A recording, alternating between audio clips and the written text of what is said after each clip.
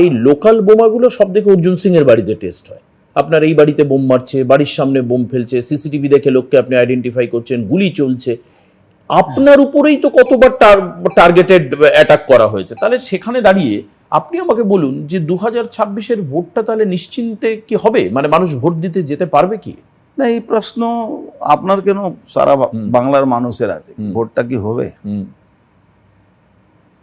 আমার মনে হচ্ছে 2011 সালে, 2011 সাল ছেড়ে দিন, 9 সালে 19টা সিট জিতেছিল তৃণমূল কংগ্রেস।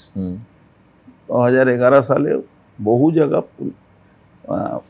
মানে পোলিং এজেন্ট ছিল না, বা ভোট হবে কি না হবে সংশয় ছিল।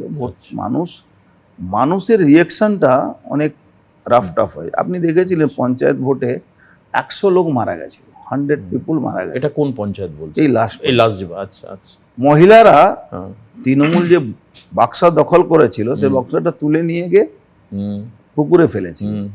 এটা সব একটা বলতে গেলে ট্রেলার। তো বাংলায় ওই জায়গা পৌঁছে গেছে।